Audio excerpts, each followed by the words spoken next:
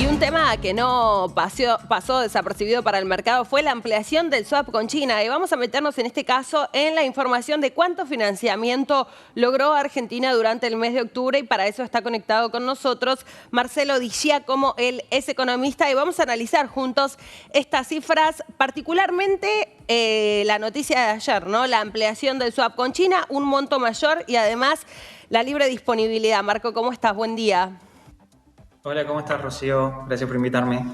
Sí, durante lo que va del mes de octubre aparecieron datos de que el gobierno logró conseguir 817.000 millones de pesos en financiamiento, lo cual, sin embargo, es un poco mentiroso porque eso ocurrió debido a que la mayoría del dinero en fondos money market o líquidos que estaban especulando sobre el futuro se desplazaron a opciones como fondos dollar link.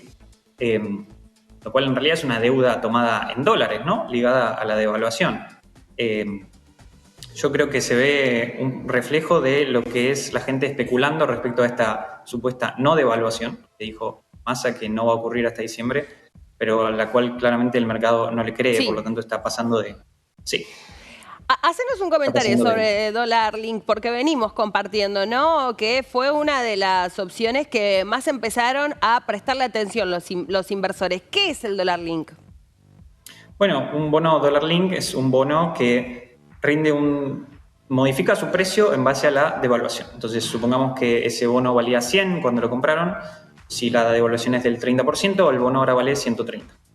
Obviamente eso se ve porque es atractivo para el mercado, justamente porque sigue perfectamente a la devaluación del tipo de cambio oficial, lo cual todos esperan que ocurra después del domingo, por más de que se haya dicho que no. Eso es lo clave, las expectativas que hay de que se pueda llevar a cabo una devaluación. Y un poco también ese timing lo va marcando el dólar futuro también. Sí, lo interesante del dólar futuro y del libre es que con la activación del swap de los 6.500 millones de dólares, uno vio un retroceso en el valor del dólar, ¿no? Habíamos superado los 1.000 y volvimos a bajar, creo que hoy estamos en 920, o ayer terminamos en 905. Justamente yo estimo porque... Perdón, Marco, ¿sí? un valor que, bueno, muchos operadores dicen no es real, ¿no? Sobre también el operativo de intervención de esta semana. Sí, yo creo que el operativo de intervención de esta semana, o sea, tiene un efecto, porque se puede ver que el dólar baja, pero lo importante es si ese efecto es creíble o sostenible en el tiempo. Eso es la clave de todo en realidad, ¿no? La credibilidad o sostenibilidad de lo que hace.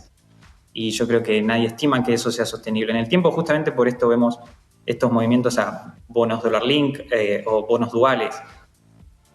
El gran problema va a ser sobre mantener el tipo de cambio fijo, el dólar oficial, es qué va a pasar con la brecha, ¿no? Ese es el gran problema. Y bueno, yo creo que eso explica por qué, por más de que Massa diga que el dólar no se va a devaluar, en realidad la presión de cerrar esa brecha tiene que ver con qué tan grande sea esa brecha. Y si, por ejemplo, los resultados del domingo son que Javier Milei gana con el 50% de los votos, bueno, esa brecha se va a hacer gigante en un día y ahí no hay forma de parar esa devaluación oficial. Entonces, todo depende en realidad fundamentalmente de lo que pase el domingo. Hay que ver en qué tono se da la transición, ¿no? Qué tipo de acuerdo político se puede llevar a cabo con el partido que gane las elecciones, sea Sergio Massa, sea Javier Milei o Patricia Bullrich. ¿Qué tranquilidad van a tratar de traerle al mercado? Haya o no un ganador en primera vuelta, el tono de la transición va a ser muy importante para ver qué pasa con estas variables económicas, porque se manejan por expectativa, decimos en definitiva, ¿no? Sí, eso es clave lo que acabas de decir. Hay un premio Nobel de Economía muy famoso que se llama Thomas Sargent, que asegura que en realidad una posible hiperinflación o cualquier tipo de inflación en realidad es un fenómeno siempre y en todo lugar fiscal, haciéndole un chiste a Milton Friedman. Y eso tiene que ver con lo creíble que sea la sostenibilidad del Estado a futuro. Con lo cual es fundamental ver cómo reaccionan los distintos candidatos a partir del domingo en pos de sustentar esa sustentabilidad. Si el mercado no cree que, por ejemplo, las medidas que vaya a tomar Milei sean sostenibles, tampoco va a reaccionar como uno esperaría según una dolarización. Todo depende de lo creíble que sea o no la sostenibilidad en el tiempo de una reforma profunda. Por eso hablan también del fenómeno de Javier Milei, más allá de la prohibición de compartir números explícitos de las encuestadoras, si podría llegar a sostenerse en el tiempo un gobierno, ¿no? Y cómo el mercado podría llegar a leer el resultado, si entra o no él, en este caso Javier Milei, a una segunda vuelta.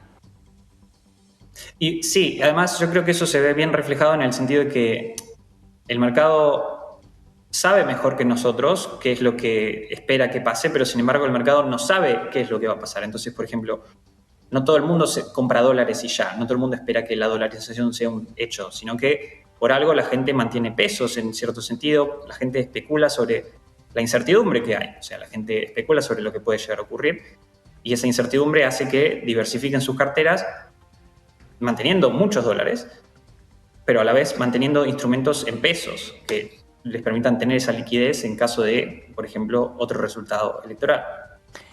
¿Cómo puede afectar? Digo, ¿qué pensás que puede llegar a pasar si no se resuelve quién va a ser la persona que gobierne Argentina los próximos 4 años con las variables económicas de cara a una segunda vuelta? Bueno, mira, yo lo que creo es que la clave de todo en realidad es lo creíble que resulte el consenso que haya. Y hay dos ejemplos muy buenos que yo creo que se pueden contrastar muy bien, que son uno, lo que fue la presidencia de Macri, donde el consenso respecto a los cambios fundamentales que había que hacer no estaba, y eso hace que por más de que vos intentes hacerlo, no puedas, que es un poco lo que le pasó a Macri, que intentó pero no pudo. Y otros casos de éxito en la historia que yo creo que hay, que son, por ejemplo, lo que fue el Fujishock en los 90 en Perú, en los cuales ganó un candidato completamente asumido que iba a ser populista, que era Alberto Fujimori, y sin embargo Fujimori hizo todo lo que habría hecho Vargas Llosa, que era su competencia neoliberal. Y el efecto del Fujishock fue increíblemente positivo, o sea, la inflación peruana en ese momento bajó rapidísimo y la economía se reactivó instantáneamente casi. Es interesante ese análisis que haces porque independientemente del resultado, todos van a subir en el mismo escenario. No va a haber un cambio, digo, sustancial de las variables económicas. Se sabe que hay un déficit fiscal, que hay que corregirlo, que hay compromisos con organismos internacionales, que hay que ver de dónde se van a sacar esos dólares, que hay que potenciar incluso, ¿no?, los sectores con política pública que puedan llegar a generar esos dólares que alivien esos compromisos que tiene la Argentina. ¿Qué títulos daría sobre lo que tendría que hacer de forma rápida, además, ¿no?, por la mesura de la situación, un próximo gobierno? Bueno, yo creo que el título sería que necesitamos medidas urgentes, pero tenemos que estar todos de acuerdo en que necesitamos medidas. Porque si no estamos todos de acuerdo, no va a funcionar ninguna medida. Inflación, el gran tema, ¿no? Uh-huh.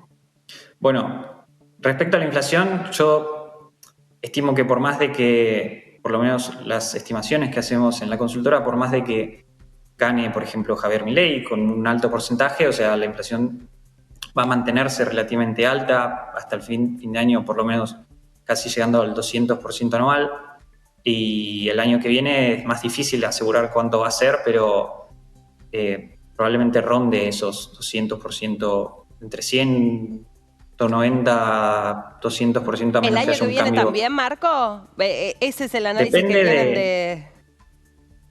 Depende en realidad, para poder hacer un buen análisis, dependerá de la cantidad de consenso que nos permitan vislumbrar los candidatos. Si sale mañana Javier Milei de la mano con Patricia Bullrich y de la mano con Sergio Massa y dicen, bueno, hemos Difícil. decidido...